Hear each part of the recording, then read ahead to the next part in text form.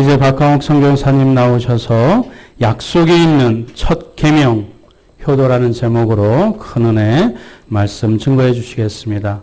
나오실 때 박수로 맞이해 주시면 감사하겠습니다.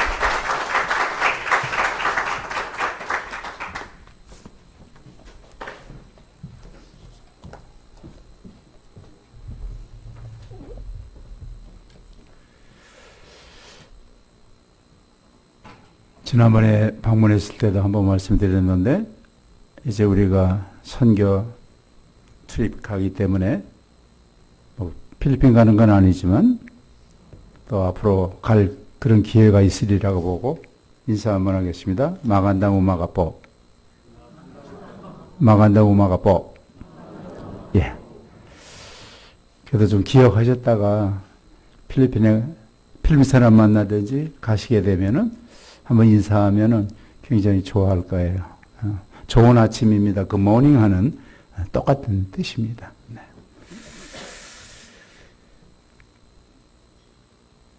오늘 제 설교가 그렇게 큰 의미가 없을 것 같아요.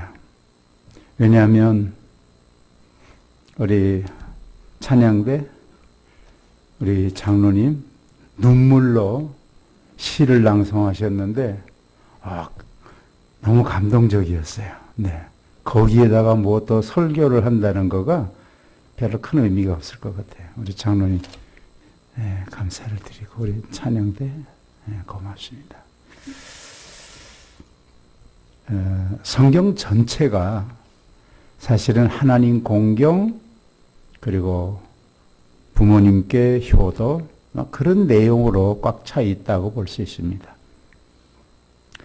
에베소 6장 1절 2절은 우리가 너무도 잘 아는 그런 말씀이죠. 자녀들아 주 안에서 너희 부모에게 순종하라. 이것이 옳으니라. 네 아버지와 어머니를 공경하라. 이것이 약속 있는 첫 계명이니 이로써 내가 땅에서 장수하리라. 잘되고 장수하리라. 이건 마땅한 도리다 하는 거, 옳으니라 하는 것은 마땅한 도리다 하는 거죠. 거기는 이유가 붙을 수가 없는, 부모를 공경하는데 다른 이유가 없는 거죠. 마땅한 거죠. 그리고 그렇게 하면 하나님께서 그 자녀들에게 복을 주셔서 땅에서 장수하고 그리고 많은 복을 받는다. 성경의 교훈입니다. 그래서 오늘은 약속 있는 첫 계명 효도 이런 제목으로 말씀을 드립니다. 먼저 제가 말씀 전가하기 전에 우리 동영상으로 유튜브를 한번 보겠습니다. 요새 우리 한국 사람들은 유튜브 엄청나게 많이 봅니다. KBS, SBS, MBC 뭐 그런 건 별로고, 예.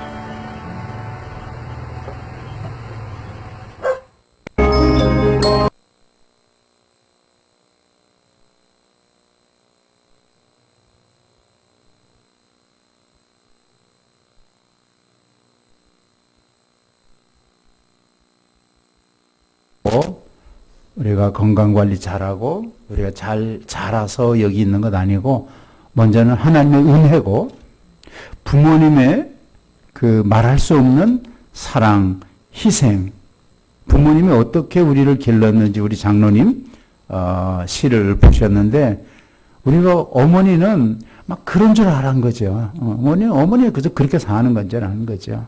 예, 그렇게 하면 안 되는데 우리는 그냥 무심코 지나간 때가 한두 번이 아니죠. 어떤 우스운 이야기인데 어머니하고 딸하고 같이 병원에 가서 이제 어머니가 수술을 하고 의사가 이렇게 꼬매는데 딸이 그랬대요. 그냥 대충 꼬매주세요. 그랬대요. 그랬더니 어머니가 하는 말이 나도 여자다 그러더래요. 예. 어머니는 대충 꼬매서 그렇게 할 분이 아니고 어머니도 여자다 이거예요. 예쁘게 하고 싶은데 우리 자녀들은 그냥 대충대충 해버리고 마는 거죠. 어머니도 생각이 있고 삶이 있고 어머니도 건강하고 예쁘게 그렇게 살고 싶은 거죠. 근데 그런 부모의 마음을 우리가 헤아리지 못하는 그런 때가 참 많이 있습니다. 네 아버지와 어머니를 공경하라 이런 말씀을 했는데 이 공경한다고 하는 헬러 말은 까베뜨라고 하는 말인데 공경하라 하는 까베뜨라고 하는 말은 몸속의 가장 중요한 장기 그것이 심장이 될 수도 있고 그것이 폐가 될 수도 있고 그것이 간이 될 수도 있고 우리 몸속에 있는 장기 중에서 가장 소중한 가장 중요한 장기 그 말이 까베뜨라고 하는 말인데 부모를 공경하라고 하는 것은 우리가 그 몸속에 있는 장기가 얼마나 소중한가 우리 아파보지 않으면 소중한 거 잘 모를 수 있어요. 근데 그것처럼 부모를 정말 소중하게 정말 귀중하게 그렇게 모셔야 된다 하는 겁니다.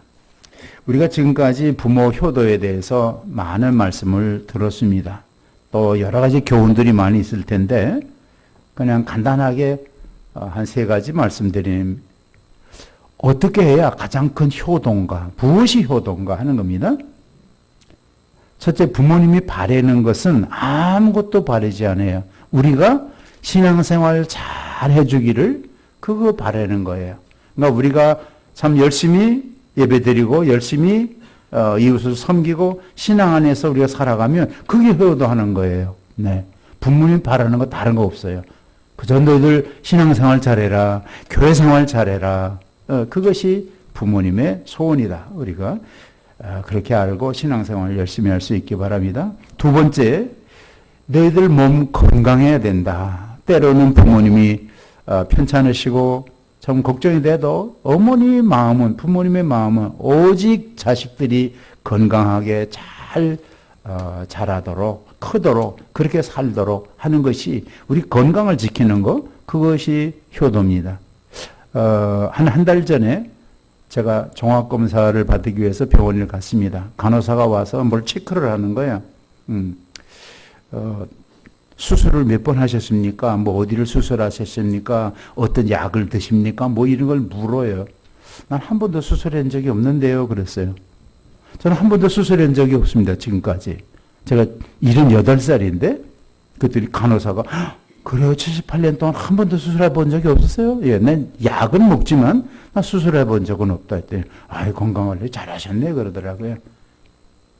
사실 부모님들이 제일 애타하는 건 뭡니까? 우리 자녀들이 몹쓸병에 들어서 병원에 가고 수술하고 정말 애간장을 녹이는 거죠. 우리가 건강관리 잘 하셔야 됩니다. 그것이 부모님께 효도하는 거죠. 어떤 사람이 그랬어요? 부모님 주신 몸에 칼을 댄다는 것, 수술한다는 것은 그것이 불효다 그랬어요. 아마 이미 우리는 불효하고 있는지도 몰라요. 세 번째, 부부가 행복하게 사는 것, 그것이 부모님께 효도하는 거예요. 부부가 행복하게 단란하게 자녀들을 낳아서 잘 기르면서 사는 모습, 부모님 그 모습만 들어도 그 소식만 들어도 참 흐뭇한 거예요. 우리가 다투고 싸우고 불화하고 그런 소식 들었을 때 부모님의 마음이 얼마나 아프시겠어요.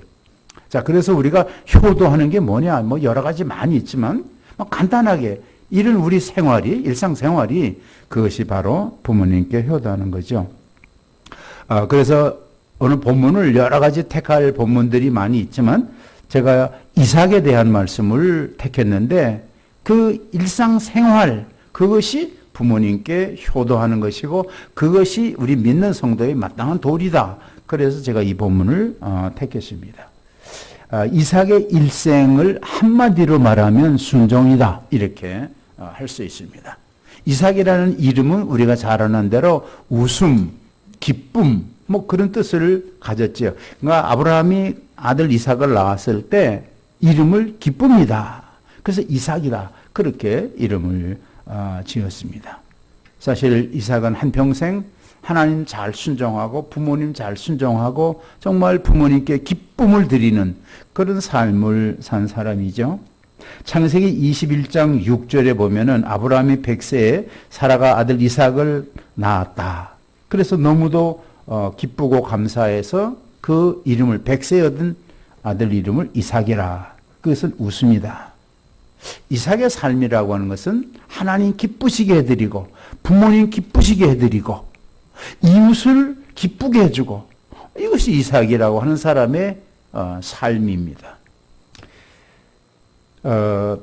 여러분들은 우리나라 대한민국의 교육 이념을 알고 계십니다. 아마 우리가 초등학교 때 다 배웠을 거예요. 교육 이념 뭐죠? 헌법에 기록된 교육 이념 홍익인간이죠. 홍익인간. 그런데 지금 모르겠어요. 위정자들이나 교육부 장관이나 많은 선생님들이 홍익인간? 그거 별로 관심 없는 거죠. 그러나 헌법에 기록된 앞으로 우리나라가 교육을 어떻게 할 것이냐 하는 그 기본 틀이 홍익인간이죠.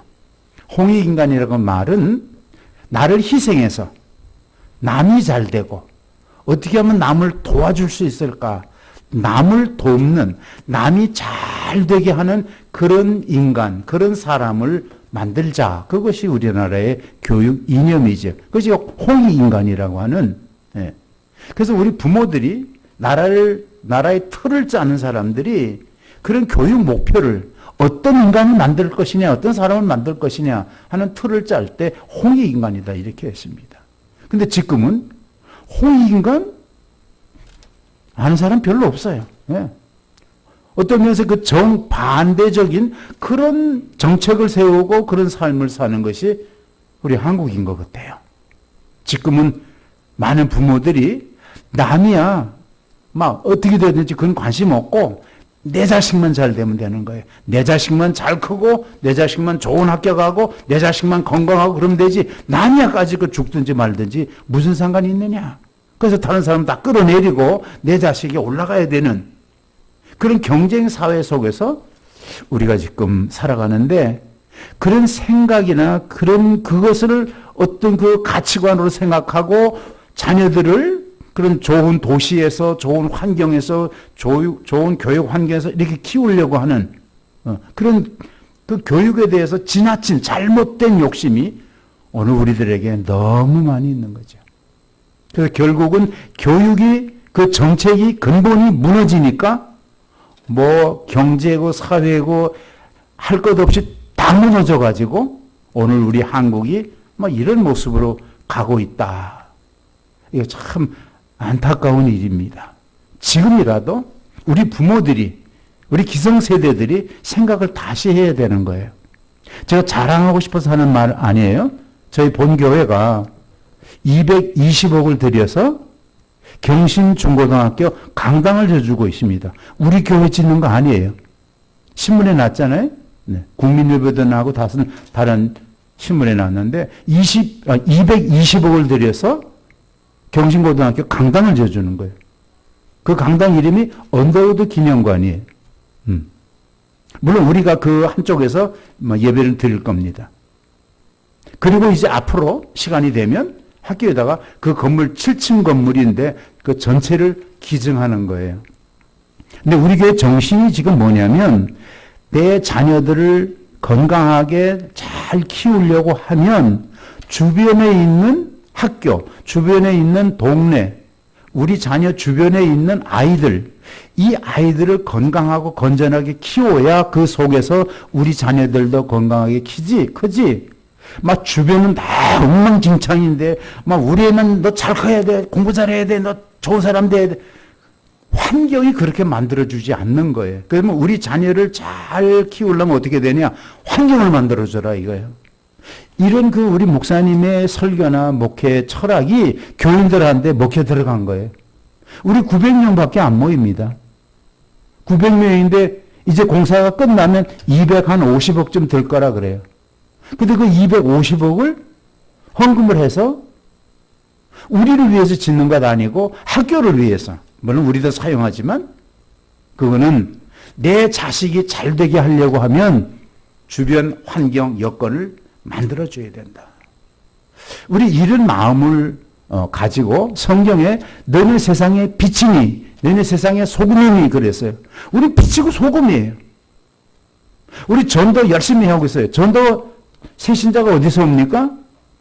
새신자가 우리 교회에서 생겨나는 거 아니에요. 물론 새신자가 오면 우리는 환영하고 영접하고 잘해줘야 돼. 근데 그 사람이 어디서 오냐? 우리 동네에서 오는 거예요. 동네에서. 이 주변에서 온단 말이죠. 그럼 우리 교회, 성가율 교회에 소문이 어떻게 나야 되겠습니까? 아이고, 막 저기에 막 가지도 마라. 아이고, 그거 그러면 안 되는 거예요. 이 주변 사람들에게, 저기는 참 좋은 교회다. 저희 교회는 누가 전도하냐면 택시 운전수가 전도해요. 높은 산꼭대기 있어요. 우리 서틀버스가 돌긴 하지만 어떤 때는 택시 타고 오는 거예요. 택시 타고 그 고개 마루턱에 딱 올라오면 우리가 그렇게 해요. 잔돈은 받지 말아라. 그리고 차량 관리하는 분들이 음료수 딱 준비했다가 택시가 딱 도착하면 수고하셨습니다. 그리고 음료수 대접하고 그리고 잔돈 받지 않고 거슬러 돈 좀 더 주고 그러니까 기사들이 올라올 때는 언덕 올라오니까 짜증스러운데 내려갈 때는 기분 좋은 거예요. 저기 내려가다가 손님을 만났어요. 나 이 동네 새로 이사 왔는데 이 동네 어디 좋은 교회 없으니까 타세요. 그리고 그 사람이 다시 또 몰고 또 교회 또 올라오는 거예요. 그래서 택시 운전수가 전도하는 거예요. 매년 5월 5일이 되면 저희 교회에서 어린이 잔치를 합니다. 그 경신중고등학교 운동장을 빌려서 모든 놀이시설을 거기다 다 해놓는데 비용이 1억이 듭니다. 지난 토요일 날도 저희가 행사를 했어요. 동네에서 어린이들이 5,000명 모입니다. 종로구, 성북구 할 것 없이 그렇게 모였는데 우리 교회 이름은 하나도 없어요. 그냥 애들이 마음껏 와서 놀고 그냥 즐기고 먹고 부모들이 다 따라오는 거예요. 그렇게 하니까 국회의원들, 시의원들, 경찰서장들, 부청장들 한 20, 30명이 와서 거의 몇 시간씩 있어요. 왜? 선거운동하기 얼마나 좋아요. 동네 어린이를 위해서 1억씩 헌금을 해서 지금 11번째 하는 거예요.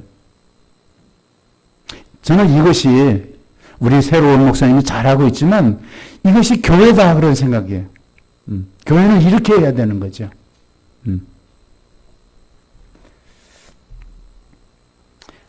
그래서 우리가 홍익인간이다 그러는데 그런 정신이 물론 교회에서는 홍익인간이라는 말은 안 씁니다만은 그런 그 부모의 교육, 부모의 우리 정신이 어떻게 하면 나를 희생해서라도 우리 주변 환경을 좋게 만들 수 있을까? 다른 사람한테 좋은 영향을 줄 수 있을까? 이런 생각을 가지고 우리가 크리스찬으로 살아야 된다는 거죠. 두 번째 창세기 22장에 보면은 아브라함이 이삭을 모리아 산에서 번제로 드린 우리 이런 내용 많이 알고 들었습니다. 그런데 중요한 것은 이삭이 반항하지도 않고 대들지도 않고 의심하지도 않고 부모님이 말씀하니까 막 그대로 순종하는 거 따라가는 거예요. 한참 가다가 생각해 보니까 장작도 있고 종도 있고 산에 지금 번제를 바쳤는데 이삭이 번제를 어떻게 드리는지 안단 말이죠. 짐승을 잡아서 각을 떠가지고 장작 위에다 올려놓고 불을 태워서 그렇게 드리는 거예요. 가다 보니까 재물이 없어. 그 아버지한테 물어보잖아요. 아빠, 다 있는데 재물은 없네. 재물 하나님이 저기서 다 준비해 놨을 거야. 갔습니다. 갔는데 진작 아버지가 장작 다 싸놓고 뭐 이삭을 막 묶어갖고 재물이 제단 위에다 올려놓는 거예요. 그러면 나 같으면 빨리 일어나서 아빠 지금 나 죽이려고 그러는 거야? 나를 제물로 바칠 거야? 아빠 여기서 준비해 된다 그랬잖아. 그리고 막 대들 거예요. 나 이삭은 아무 말도 안 하고 아버지가 하는 대로 그대로 그냥 거기서 이제 막 죽어서 불에 타서 죽게 되는데도 그는 그대로 아버지의 신앙, 아버지의 말씀을 믿었어요. 우리가 이런 순종이 있을까? 네. 도무지 우리 이성으로 이해가 안 되는. 그런데 이삭은 그것이 아버지의 신앙이고 그것이 아버지가 하는 일이기 때문에 아마 그때 이삭은 한 20살쯤 난 청년일지도 몰라요. 완력으로 한다 그러면 막 뿌리치고 도망갈 수도 있는데 막 그대로 순종하는 이런 모습이 이삭의 참 좋은 그런 모습이라고 하는 거죠. 존 머리라고 하는 사람은 겸손이라고 하는 책을 썼는데 우리가 하나님 앞에 왜 순종해야 되느냐 그 책에서 3가지 순종의 이유를 말씀했어요. 첫째, 하나님은 창조주고 우리는 피조물이다. 하나님은 창조주고 우리는 피조물이니까 우리는 하나님이 하시는 모든 일에 절대적으로 우리 순종하고 봉사하고 우리는 겸손하게 살아야 된다. 우리는 피조물이니까. 예. 우리 주인이 아니에요. 두 번째, 하나님은 심판주고 우리는 죄인이기 때문에 죄인이 어떻게 해야 돼요? 겸손해야 돼요. 죄인이 머리 쳐들고 목 세우고 큰소리 치고 그러면 5년 형 받을 거 10년 형 받아요. 잘못하면 그냥 무기징역과 괘씸죄에 들어가면 우리 죄인이에요. 하나님 앞에 뭐 이렇다 저렇다 할 수가 없는 거예요. 우린 죄인이기 때문에 그저 겸손하게 그저 순종하고 그러고 살아야 돼요. 세 번째, 하나님은 구속주고 우리는 그의 백성이에요. 우리가 아무리 똑똑하고 아무리 선하게 살고 아무리 열심히 해도 우리는 내 영혼을 내 심령을 내가 구원할 수가 없어요. 하나님께서 절대적으로 은혜를 베풀지 않으면 우리는 구원받을 수 없어요. 근데 나 같은 것을 구원하기 위해서 하나님은 하나밖에 없는 품 안의 독생자를 이 땅에 보냈어요. 어떤 사람이 가스펠성을 하는데 당신은 하나님의 심정을 이해하십니까? 그 아들을 이 땅에 보낸 그런 복음성이 있어요. 이 땅이 어떤 땅인지 알잖아요. 하나님께서는. 그 아들을 보내면 사람들이 어떻게 할 거 다 알잖아요.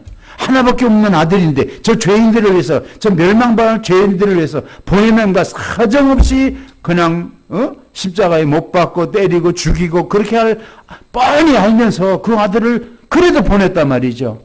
그것이 하나님의 사랑인데 지금 우리가 부모의 심정 이해 못하는 것처럼 하나님이 그 아들을 보낸 그 심정을 우리가 이해하십니까 하는 거예요. 그렇게 해서 우리를 구원했는데 우리가 잘났다고 거기다 대고 뭐 불순종하고 내 마음대로 큰 것처럼 내 노력으로 구원받을 수 있는 것처럼 그렇게 하는 것은 이거 어느 도단이고 이거는 도리가 아니다 뭐 그러죠. 그래서 우리는 절대적으로 겸손하고 절대적으로 순종해야 된다는 거죠. 하나님은 창조주고 우리는 피조물, 하나님은 심판주고 우리는 죄인, 하나님은 구속주고 우리는 그의 백성. 그렇기 때문에 우리는 겸손해야 된다. 창세기 24장에는 이삭이 리브가와 결혼해서 사는 그런 모습이 있습니다. 성경 가운데 많은 가정들이 있어요. 많은 커플이 있는데 가장 행복하게 모범적으로 잘 산 사람은 그 사람은 모세도 아니고 아브라함도 아니고 이삭이에요. 야곱도 아니고 이삭의 가정이 가장 행복하게 부부가 열심히 잘 사는 모범적인 가정이 이삭이에요. 우리들은 그렇게 하죠. 뭐 연애하고 교제하고 중매하고 다 하지만 이제 결혼할 때 우리 어떻게 하냐면 주리하는 목사님이 하나님이 짝지어 주신 것을 사람이 결단코 나누지 못할지니라. 여러분들은 다 누가 짝지어 주셨어요? 하나님이 짝지어 주신 거예요. 이건 사람이 어떤 이유로든지 이해 못하는 거예요. 제가 저희 어머니한테 들었는데 우리 어머님이 아버지를 처음 본 날이 결혼 며칠 전에 함진애비, 응? 예물 지고 오는 자는 문을 뚫고 이렇게 쳐다봤대요. 그랬더니 아버지가 함을 지고 들어오더라는 거예요. 말을 듣기를 키가 좀 작다 그렇게 들어서 우리 어머니는 키가 크거든요. 이북의 씨름 장사 가족이거든요. 그래서 작게 생각해가지고 만들었는데 가만히 보니까 함지고 들어오는데 이 두루매기가 땅에 철철 끌리더라는 거예요. 예. 그리고 처음 그때 보고 그러고 결혼한 거예요. 부모님이 이야기하고 중매자가 얘기하면 그냥 그대로 살았어요. 오늘 우리들은 여러분 어떻습니까? 남편하고 아내 이거 생각이나 가치관이나 성격이나 성품이나 잘 맞습니까? 아, 이거 처음에는 좋다고 했는데 살다 보니까 아니야. 너무너무 아니야. 예.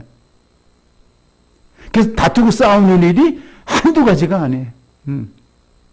어떤 사람들 요새 그냥 갈라서는 거예요.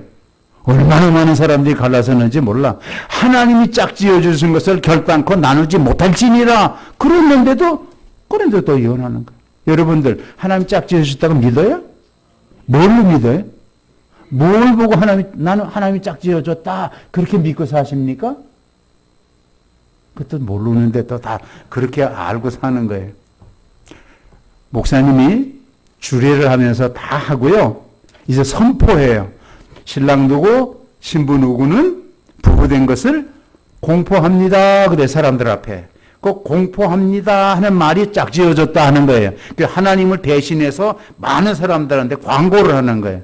예. 그리고 하나님 짝지어졌기 때문에 나누지 못할지니라. 그럼 어떻게 해야 돼요? 아멘 하잖아요. 아멘 해놓고도 또 딴소리들 하는 거예요. 99%의 가정, 아니 100%의 가정이 남편의 생각하고 아내의 생각하고 안 맞아요. 성격도 안 맞고 다 안 맞아. 그런데도 참 신통하게 지금까지 같이 살고 있어요. 그렇죠? 다 잘 맞아서 살고 있어요? 안 맞아서 살고 있어요. 왜? 하나님이 짝지어 주셨기 때문에? 아, 믿음 대단해요. 이삭은 부부가 행복하게 살았어요. 베드로전서 3장 7절에 보면 우리 가정이 우리 부부가 어떻게 살아야 되느냐 하는 것을 성경이 간단하게 말씀했어요. 근데 굉장히 핵심적인 내용이에요. 베드로전서 3장 7절 집에 가서 숙제를 하세요. 그 베드로전서 3장 7절에 세 가지를 얘기했어요. 우리가 행복하게 살려면 가정이 어떻게 돼야 되냐. 첫째, 남편들아 이와 같이 지식을 따라 너희 아내와 동거하고 그랬어요. 지식을 따라 너희 아내와 동거하고 남편들아 그랬는데 이 말은 아내들아 하는 말로 해석해도 아무 문제가 없어요. 지식을 따라 아내와 동거하고 동거한다는 말은 한 지붕 밑에서 한 침대를 가지고 한 밥솥을 먹으면서 같이 생활하고 자식 낳고 산다 그 말이에요. 그런데 강조점이 어디에 있냐면 지식을 따라 이렇게 살아라 하는 거예요. 근데 지식에 대해서는 우리가 관심이 없어요. 동거하는 데만 관심이 있어. 근데 지식을 따르지 않으면 동거가 안 돼요. 형제가 연합하고 부부가 화목해지는 게 안 돼. 왜? 지식이 없으니까. 그 지식을 따라 동거하고 그랬어요. 우리 지식을 알아야 돼. 지식이 뭐냐? 남자하고 여자하고 하나님이 창조할 때 이거 완전히 다르게 만들었어요. 이게 똑같은 게 아니에요.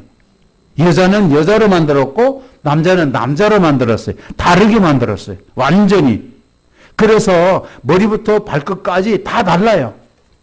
오장육부가 다 달라요. 그것도 우리가 알잖아요. 여자의 이 스트럭처, 여자의 구조하고 남자의 구조하고 이거 뭐 다 다르게 만드는 거예요. 그 똑같이 만들면 남자는 남자고 여자는 여자고 그러겠죠. 다 다르게 만들었는데 이 다르게 만들어서 같이 살게 하면 이게 부부란 말이죠. 그럼 어떻게 해야 되냐? 지식을 따라 동거해야 돼. 그 우리가 해야 될 일이 뭐냐? 우리 남성들은 여자를 공부해야 돼요. 아내를 공부해야 돼요. 연애할 때 커피 마시고 뭐 그러다가 그거 되는 게 아니에요. 많이 공부해야 돼요. 죽을 때까지 공부해야 돼요. 왜? 몰라요.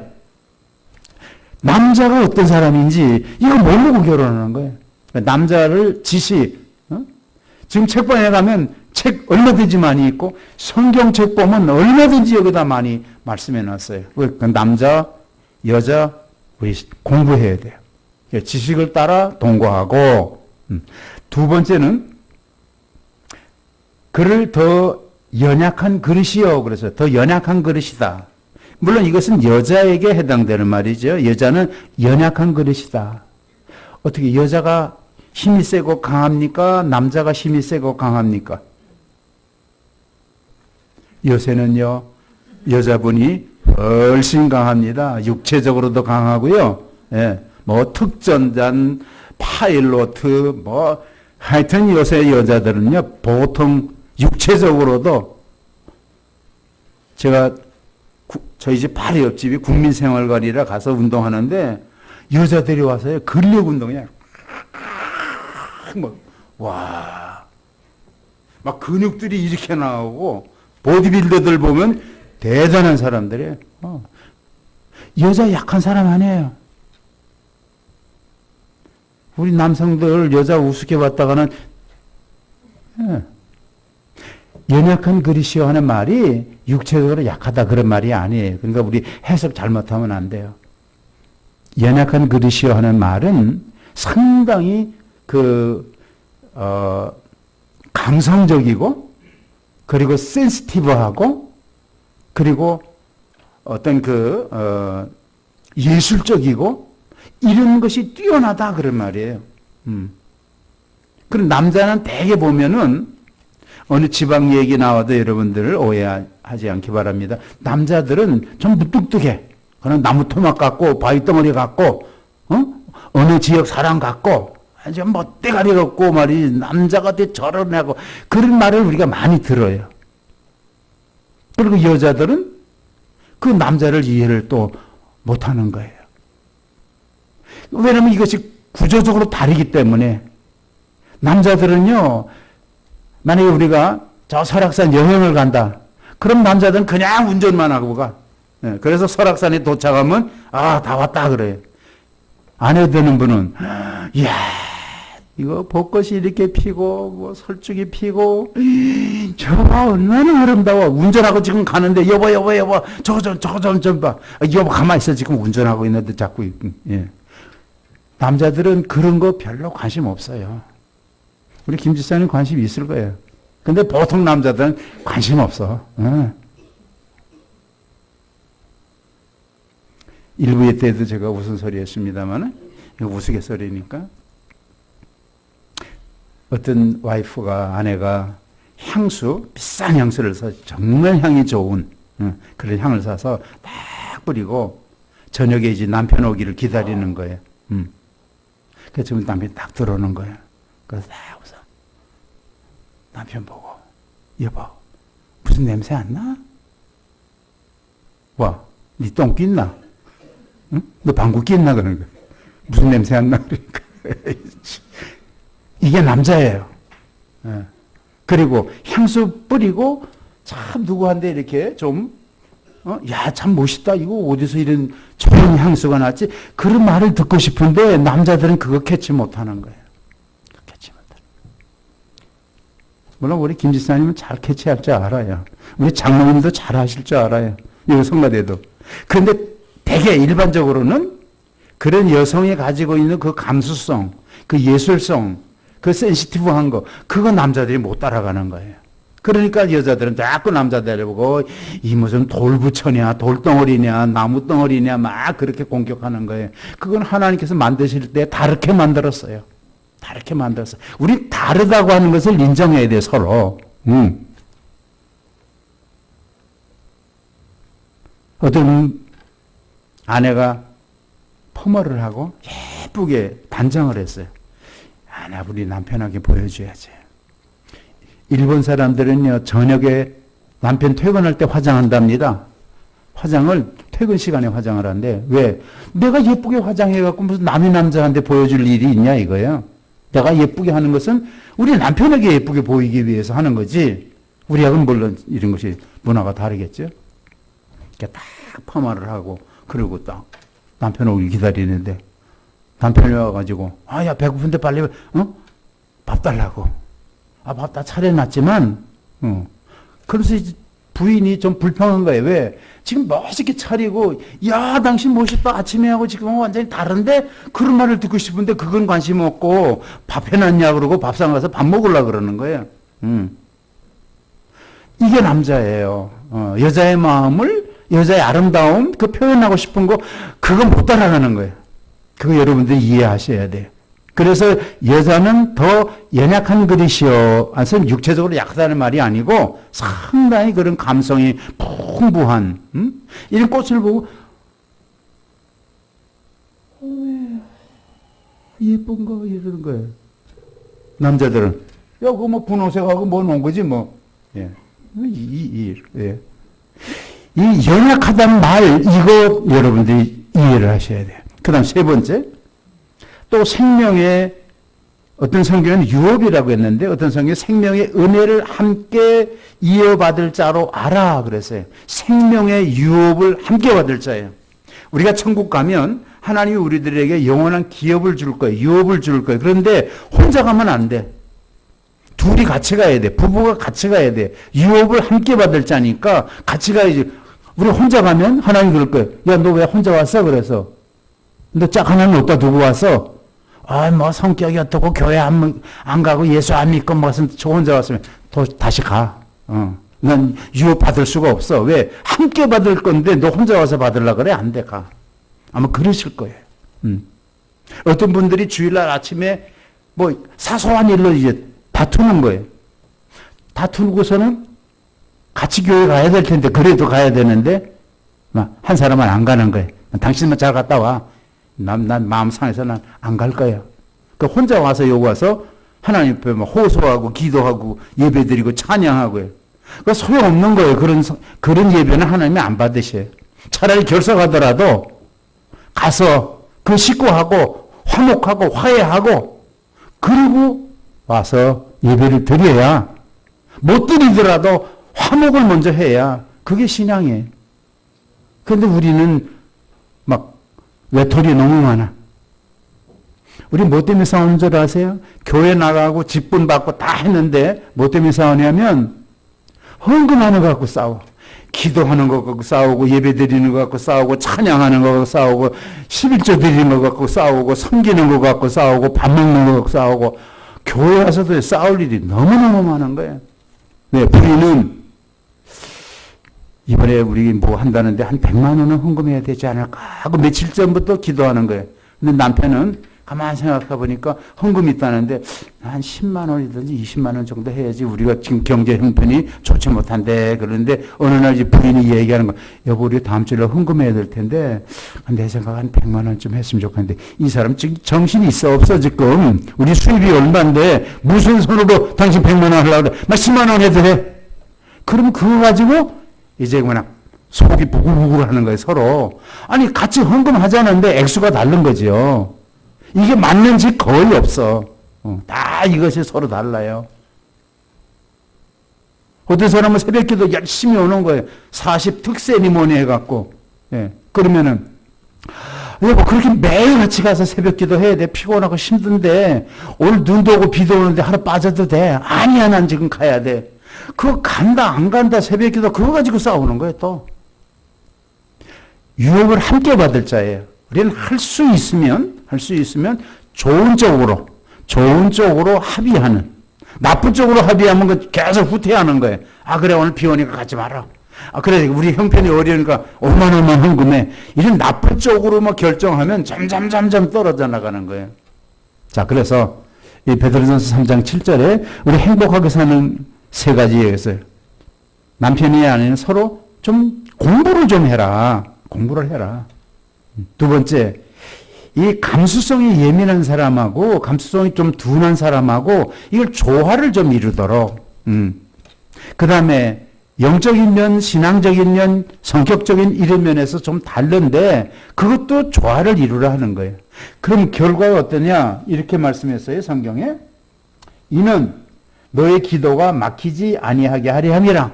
기도가 막히지 않도록 하기 위해서 사도 베드로가 세 가지를 준 거예요. 이 세 가지 중에서 하나만 막히면 그건 기도가 안 되는 거예요. 기도가 막히는 거예요. 암만 여러분이 처리하고 금식하고 기도해도 안 올라가요. 왜? 아내를 모르고 동거만 하니까 문제가 생기는 것이고, 아내를 우습게 보고 약하게 보고 이해를 못하니까 갈등이 생기고, 그리고 은혜의 유업을 함께 받을 자인데 그것도 안 되고, 그럼 뭐해? 성격도 모르고 구조도 모르고 신앙도 다르고 다 다른데 무슨 우리가 기도해갖고 무슨 응답이 오겠냐 이거예요. 이 세 가지가 잘 조화가 돼야 예배도 하나님 받으시고 기도도 받으시고 찬양도 받으시고 우리가 행복하게 단란하게 편안하게 그렇게 살 수 있다는 거예요. 이 베드로전서 3장 7절 집에 가서 더 연구하시기 바랍니다. 그 다음에 26장에 보면은 그 이삭이 일상적으로 살아가는 생활의 모습을 26장에 기록했는데 26장 12절에 이삭이 그 땅에서 농사하여 그 해에 100배나 얻었고 여호와께서 복을 주심으로 그 사람이 창대하고 왕성하여 마침내 거부가 되어 양과 소가 떼를 이루고 종이 심이 많음으로 그랬어요. 그리고 블레셋 사람들이 시기 질투할 정도로 아주 거부가 된 거예요. 100배나 얻었어요. 100배나 얻었다는 것은 뭐 그런 것보다도 아주 엄청나게 그런 말이죠. 그래서 성경에 보면 때를 이루었다. 야곱에게도 2때, 3때, 때를 얘기해. 때라고 하는 그 말의 뜻은 끝이 보이지 않는다. 그런 말이에요. 짐승이 끝이 보이잖아. 잠깐 온 들판이 다 야곱의 것이에요. 이삭에게도 그런 때로 축복을 받았어요. 그만큼 엄청난 복을 받은 거예요. 왜? 그가 믿음으로 살았기 때문에 그런 거죠.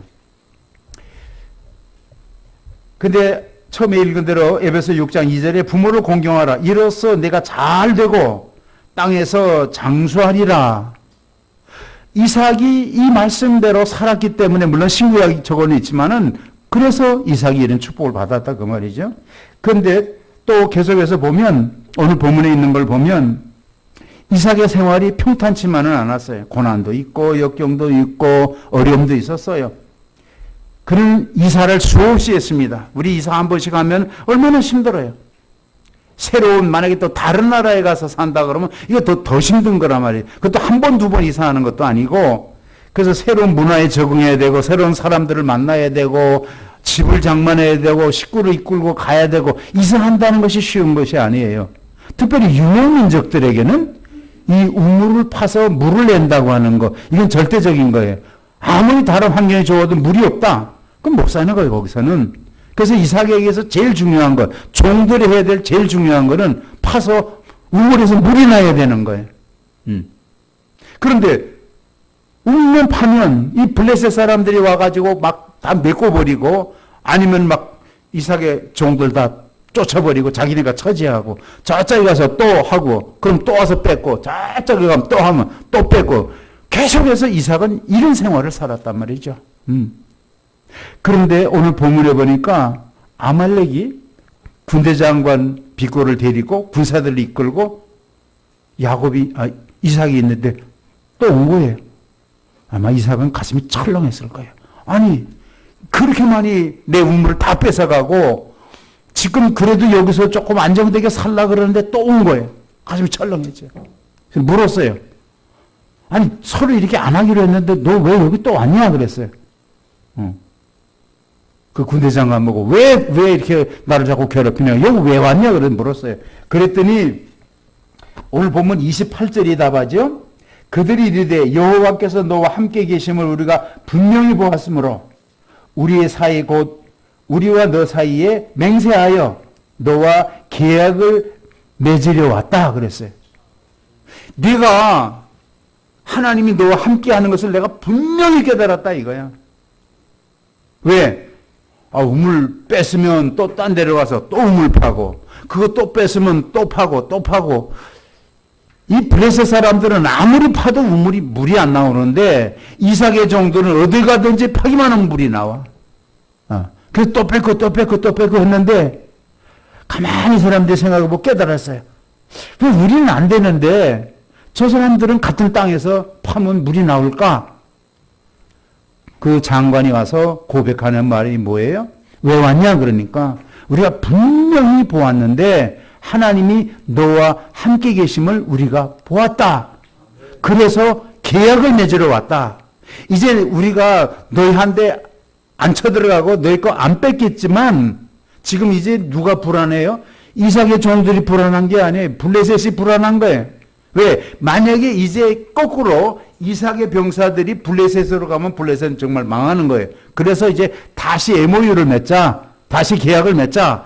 내가 이제 다시는 너희들한테 안 갈 테니까 너희도 이 선을 넘어서 우리 땅에 오지 말아라. 그러니까 왜? 너희는 보통 사람이 아니야. 내가 분명히 봤는데 여호와 하나님께서 함께하고 여호와 하나님께서 보장하고 여호와 하나님께서 축복하는 사람인데 그동안 몰랐는데 지금 보니까 분명히 보았는데 그랬어요.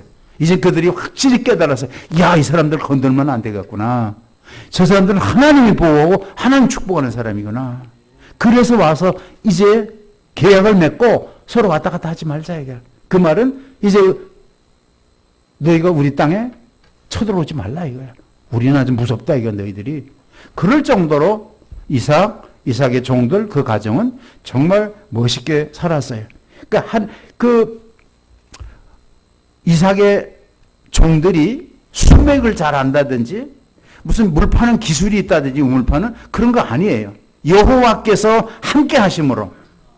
예. 그래서 모든 일이 잘 되는 거예요. 자, 그래서 오늘 제가 이 설교를 마무리하려고 그러는데 이삭의 생활을 보면 정말 우리가 부모인데 어떻게 해야 되고 하나님께 어떻게 해야 되고 부부가 어떻게 해야 되고 부모에게 어떻게 해야 되고 이런 것들이 그 이삭의 가정 속에 다 포함이 돼 있어서 어버이 주일을 맞이해서 사실 설교 안 하고 싶었는데 우리 이정로 장로님 때문에 참 그 호소력이 대단하신 것 같아요. 네. 죄송합니다. 호소력이 아니고 마음에 감동이 되셔갖고 시를 못 읽으시는 거예요. 그런 설교가 멋있는 설교 아니에요? 나는 우리 어머니가 그래도 되는 줄 알았습니다. 우리가 너무너무 많이 그런 생활을 살았어요. 네.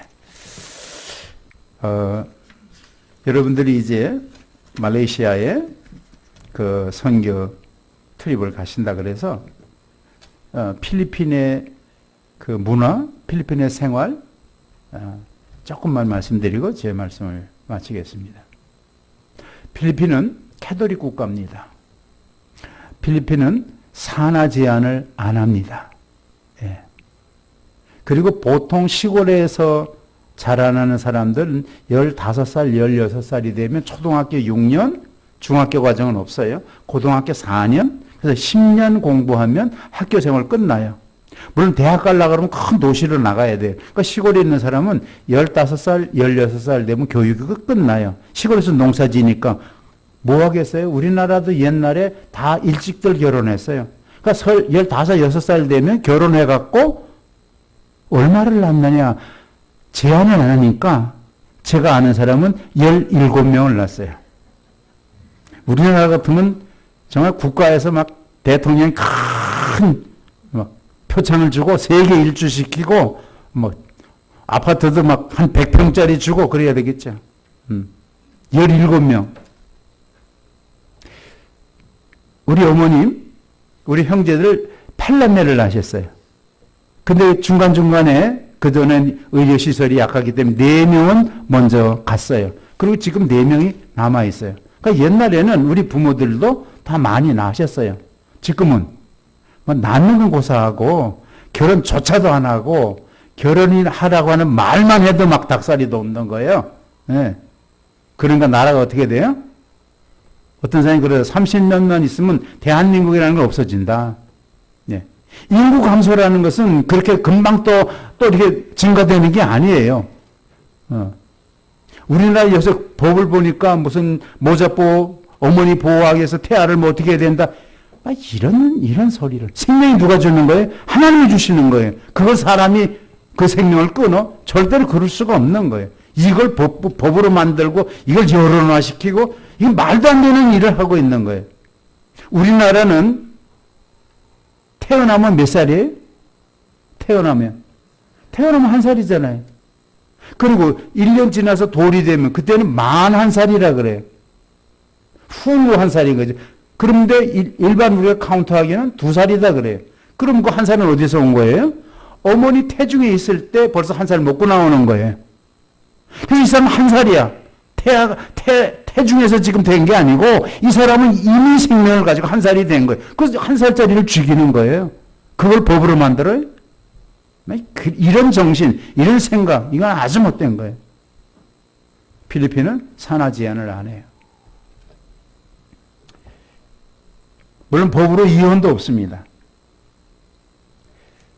그리고 필리핀 사람들의 마음속에는 오로지 부모님, 어떻게 하면 부모님을 잘 섬기고 어른들을 잘 섬기고 공경할까, 그런 정신밖에 없어요.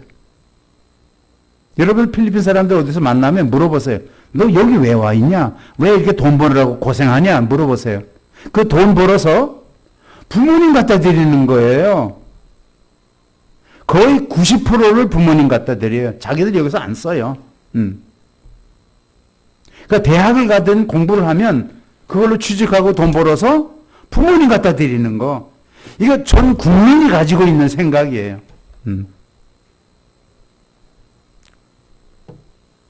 우리 대한민국 청년들은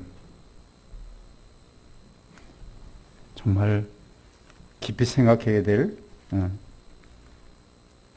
필리핀에는 양로원이 없습니다. 양로원이 없어요. 우리 한국에서 지금 젊은 사람들은 치매가 걸렸다든지 조금 이렇게 부모님 건강이 안 좋으면 요양원에 보내고 양로원에 보내고. 왜? 내가 감당 못하겠다 이게. 그러니까 국가가 책임져야 하는 거죠. 그 제도가 좋은 제도예요? 이해는 할 수 있지만 그건 좋은 제도가 아니에요. 나를 낳아주시고 길러주신 그 하늘같은 은혜를 입은 우리들인데 그 부모를 내가 좀 피곤하고 힘들다 그래서 저기 어디다가 산골짜기에다 갖다 두고 1년에 한 번 가볼까 말까 한 이건 아니에요. 그렇기 때문에 필리핀은 양로원 자체가 없어요. 왜? 우리 자녀가 17명이고 13명이고 이런데 우리 자녀가 돌보면 되지 왜 거기다 갖다 두냐 이거야. 이것이 필리핀 사람들이 가지고 있는 어른들에 대한, 부모에 대한 존경심이에요. 양로원이 없어요. 우리가 있는데 왜 양로원에 가냐 이거예요. 그 다음에 필리핀에는 바야니한이라고 하는 말이 있어요.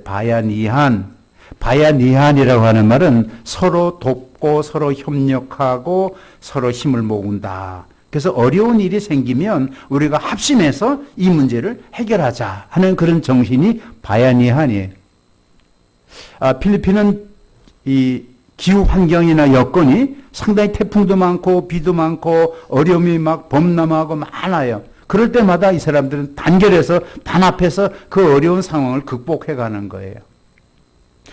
하나 예로 우리가 원두막이 있잖아요. 조그만 이제 원두막을 지었어요. 근데 이걸 저쪽으로 옮기고 싶어.